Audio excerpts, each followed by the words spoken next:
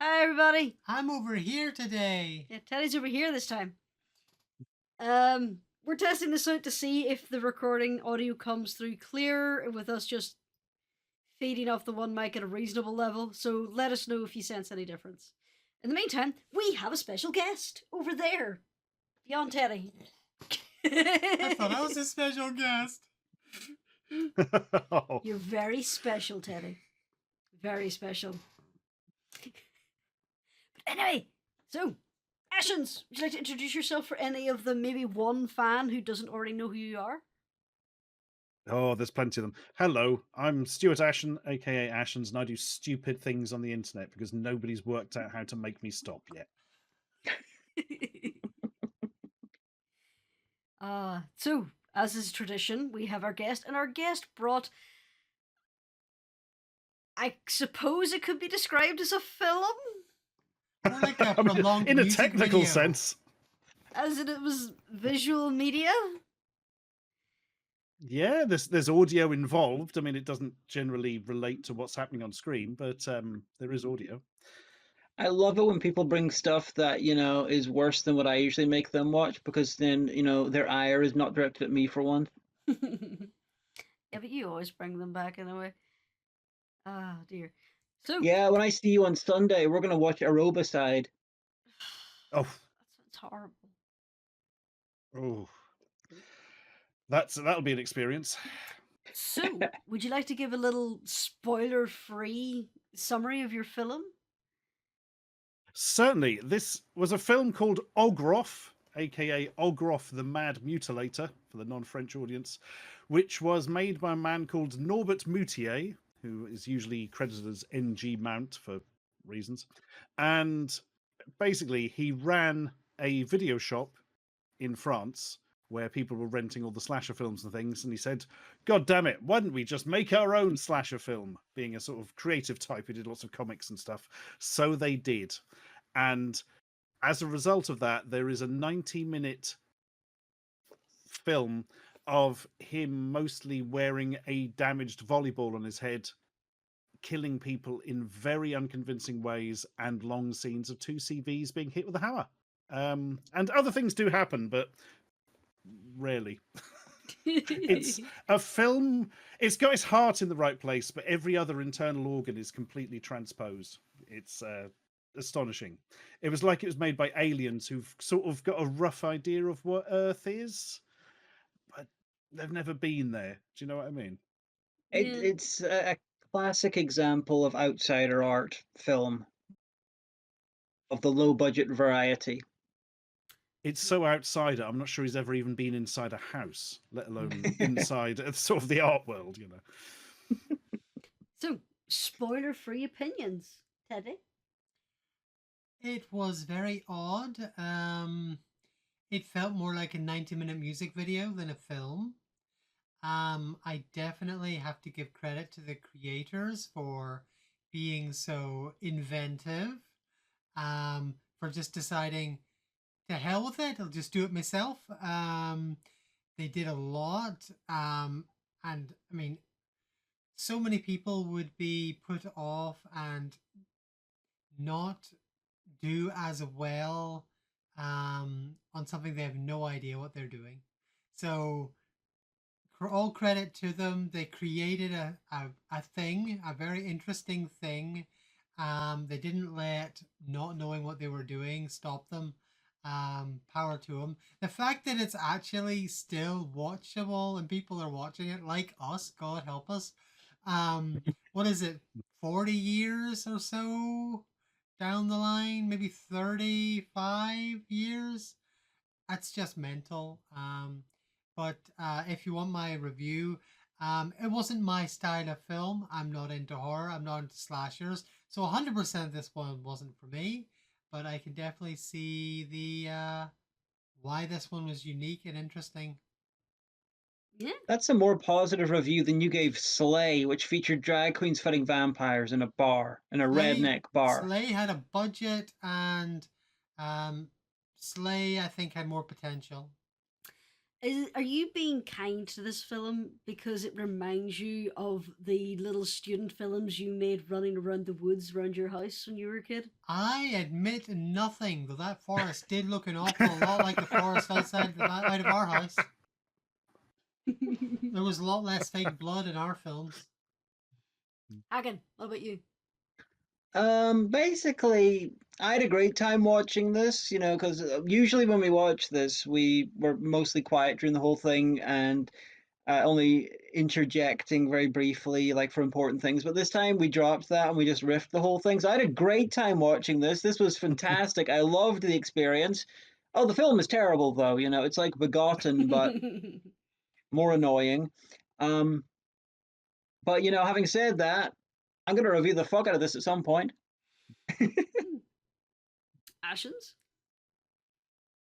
I think Teddy has absolutely hit the nail on the head by saying it's like a music video, because it really does feel like an incredibly long music video without any music. And when there is music, it doesn't fit. It's a hard one to describe, isn't it? But yeah, I kind of love this film. It's just so pure in its desperate need to fill 90 minutes with something which you can pretend is a horror film. It's got a weird vibe to it. I don't think I've felt in any other film, which is always good. It also makes no sense whatsoever.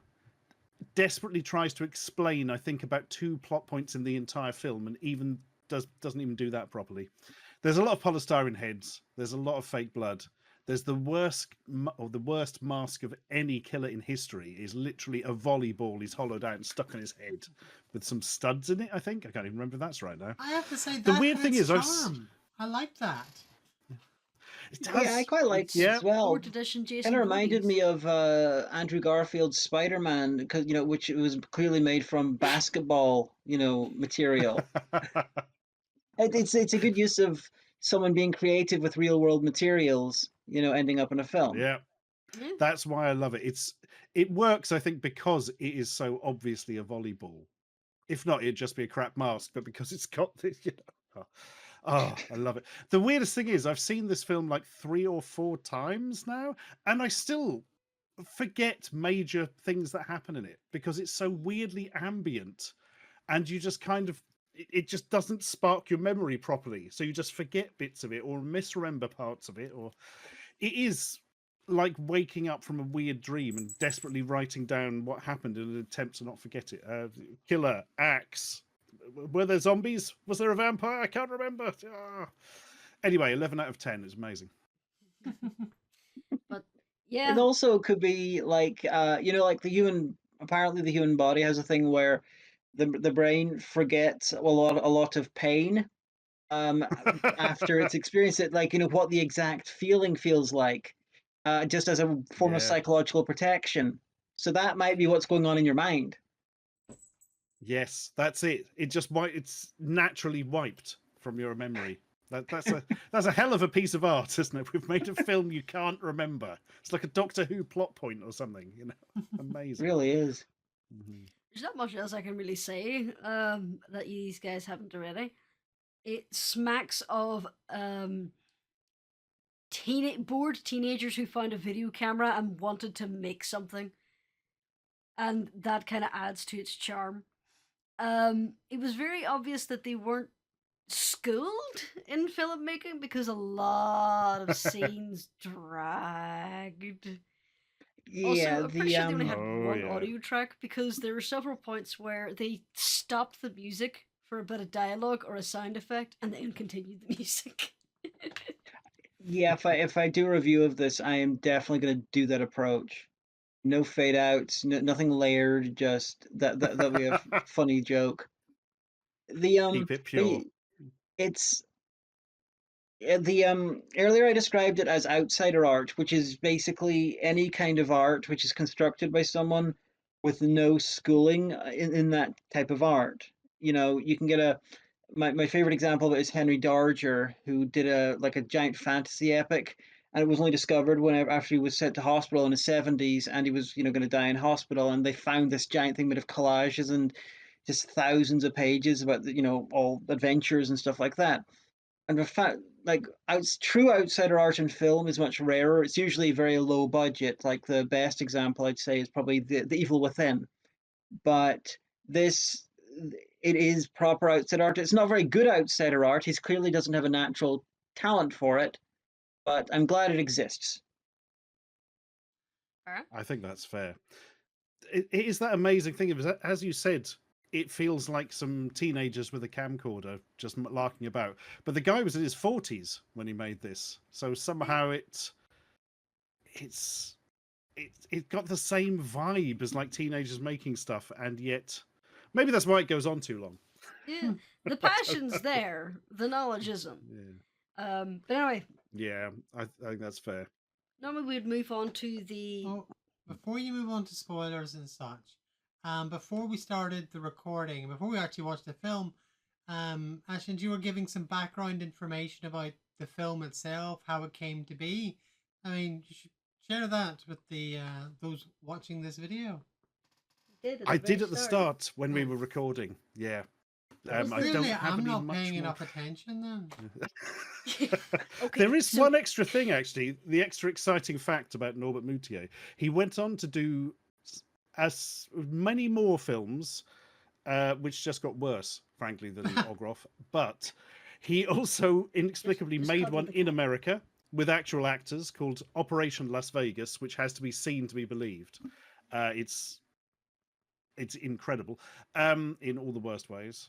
But the weirdest thing is he somehow made massive friends with Jean Rollin, the French film director, who again made sort of Z budget sort of stuff. But Rollin was like a proper auteur art guy, and Moutier is, I know, let's hit a load of offal with an axe.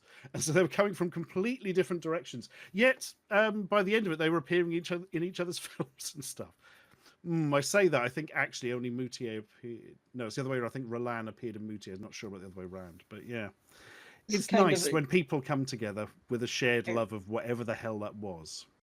It's kind of like how, years ago when we spent more time hanging out, the Channel Awesome people. One of my favorite people on that site was, Kyle Calgren, Owen Citizen, who reviewed art house films.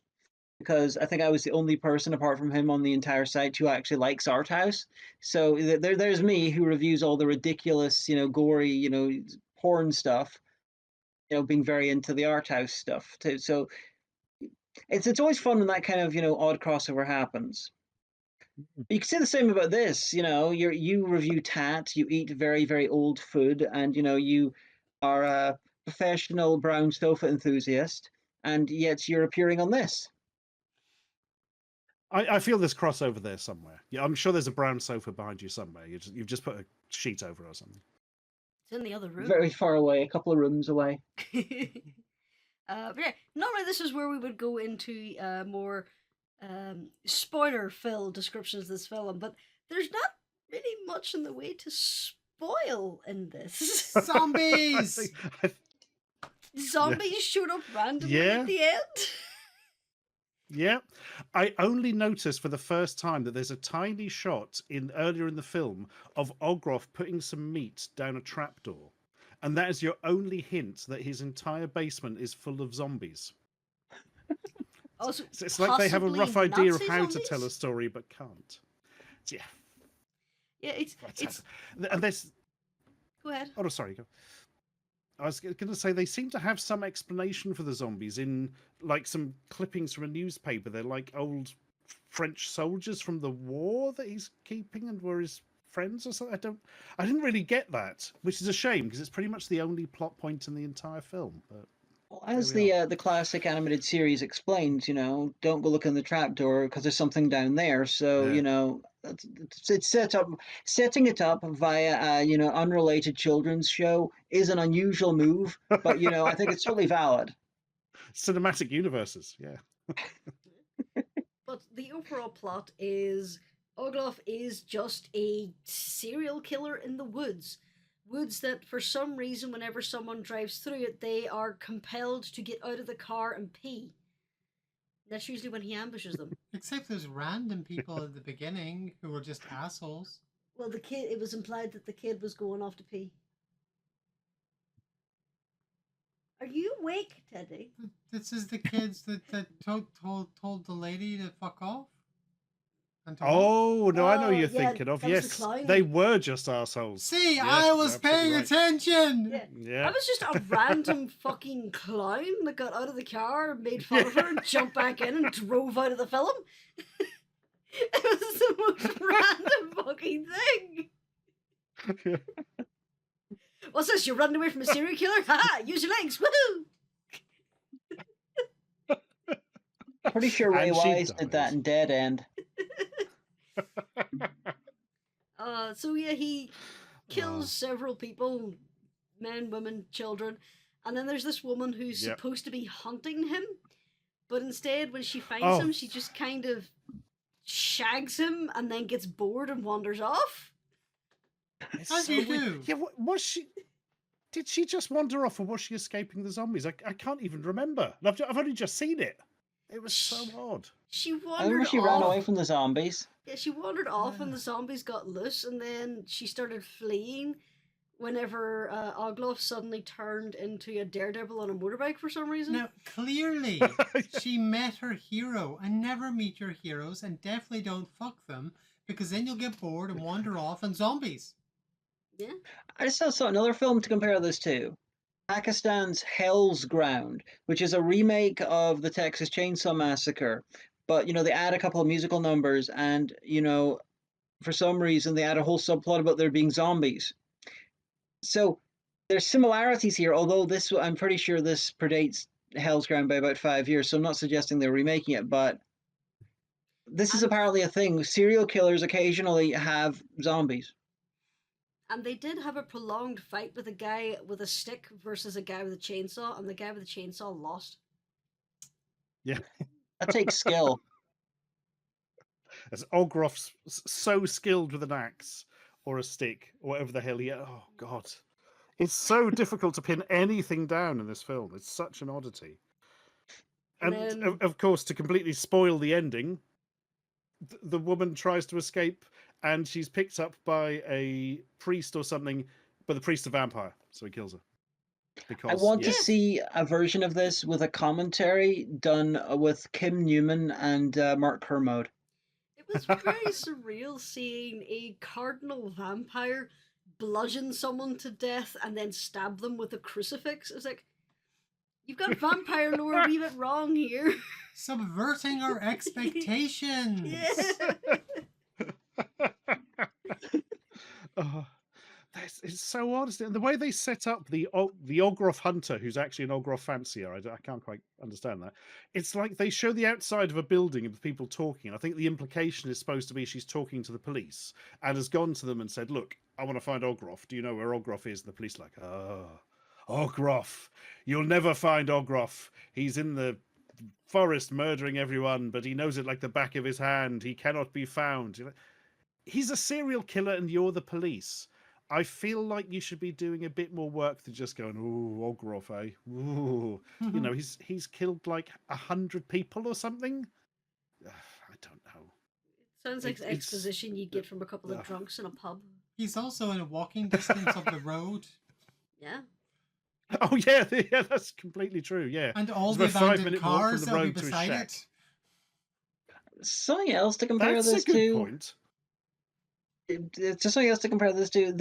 Whenever this video goes up, my review of The Blood Harvest will be up, which is a 2016 Northern Irish film I'm currently finishing the edit of, and there's a lot of parallels in ineptitude of characters involved and actions of the inexplicable villain. So I encourage you to watch my review of Blood Harvest and watch the film itself if you want to hurt your mind. Did you My mind notice does need to be hurt. that spaced throughout the Making a note of film, this. we just had clips of the Cardinal repairing his car engine? Yeah. That's how you set up a guy turning up at the end. Yeah. I mean, we didn't even see him. All we saw was his hands reaching in and tinkering with the engine. It just cut away to that every now and again, like a scene transition, like a loading That's how you. screen. That's how you maintain though that it's a twist as well, but while setting it up. It's like it was supposed to be a massive reveal. Oh, that guy fixing a car was a cardinal. What? Cardinal. That's completely random. What? Yeah. Ha! We've found the true meaning of Ogroff. Oh dear. So yeah, it was And to a think there were very. 12 sequels. Hmm. There were. I was wondering there. I wouldn't be surprised. So Not enough. it was an interesting project. The sound design was absolutely fucking terrible because, well, a project of a time made Yeah. by someone with probably bargain basement or just home video stuff. Yeah, back then, analog audio editing was a nightmare. Oh yeah. So the fact that he managed to get it done at any point was hilarious. The props were were really dumb. The props existed. They tried. They tried. There was a lot of I'm pretty sure styrofoam. I'm pretty sure a couple of the characters could be replaced by props, to comedic value. To be fair, some of them were through the series of the shots, like when he chopped off limbs, That's entirely true. just slowly replacing them with props of the way up the arm. Oh dear. So yeah, it's a fun film to riff on. Like Oh, yeah. I made a few jokes that I can't even remember off the top of my head that actually got a belly laugh out of Ashens, so I'm proud of that. It's totally, as you said, normally apparently you don't talk much through the films, but like if you didn't through that one, my god. Oh, it's something you've just got to kind of go It was with self-defense. it. Yeah, it's a beer and pretzel really film. You was. could watch it and just riff on it because it was good for Yeah. that. It was good for cracking some jokes.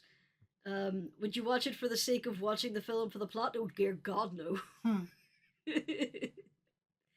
Bloody hell, yeah! Watching that for the plots, that'd be a. I mean, it would be a short time if you edited that down to actually things that pushed the film along. It would last about 8 seconds. It really is weirdly ambient. Yeah. All right. I would kind of like to see a re-edit with music, like bunch of random like tracks added to it to see if you can make it into more of an ambient film, like more of the way ambient films usually are, like Koyaanisqatsi and Aquakatsi, that kind of thing. Visitors by Godfrey Reggio, do that kind of thing, but use classical and other kinds of music to it to try and turn it into that kind of film. Be the As an change you experiment. want to be in the world. I don't have time to do that. There's also 2 instances where you could appropriately apply yakety sax. Yeah, you could do that. Find an obscure Tangerine Dream album. Just use that through the whole thing, except for 2 instances of yakety sax. That would be amazing. There's something funny Ashton said during the film as well is that he actually has a vinyl of the soundtrack. Yeah, genuinely too. It was a gift somebody gave me a few years ago at Christmas. It's incredible to think that film of all films has a vinyl soundtrack. And at one point he pointed out that it was sadly only the music on there while we were watching a scene where a woman was just constantly screaming. And my response is, well, if you had a vinyl of women's screams, you would be on many different types of lists. And the woman screaming, I'm pretty sure that was sampled either afterwards or beforehand, because I've heard those screams before. Like, later on, you heard some screaming, and it sounded a little bit like the screams from The Bride of Frankenstein. The bride when she screams at at the monster. But I'm not sure if it's the exact one, but it sounded similar, so maybe part of the same set. There are a lot of little references to. Sorry, no.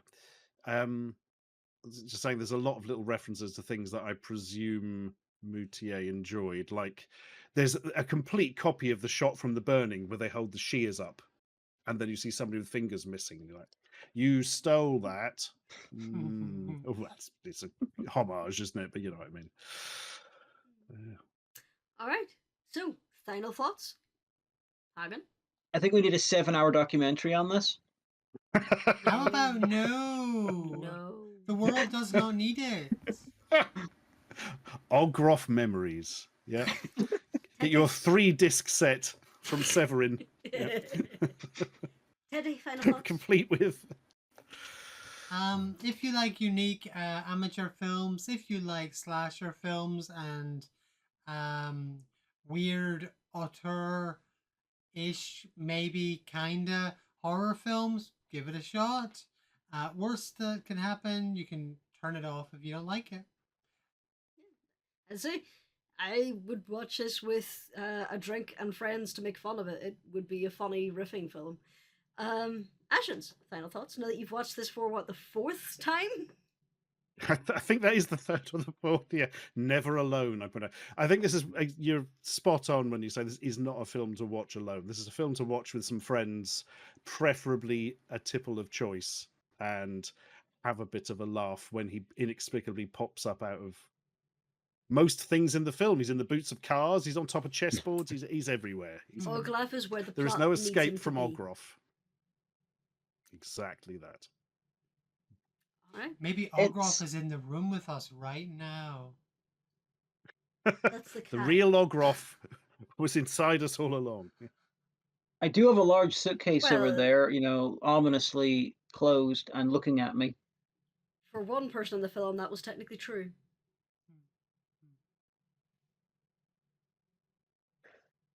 Zar got it. Right.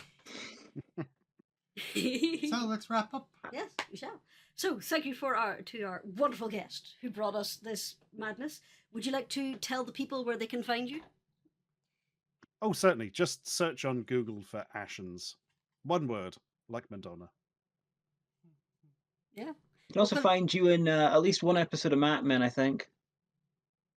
Oh yeah. Yes. I had a bowler hat on. What a day that was. It was either that or it was Unfinished London, or it was with Jay Foreman anyway. Do you know, I think it was Unfinished London. Now you've said that, yes.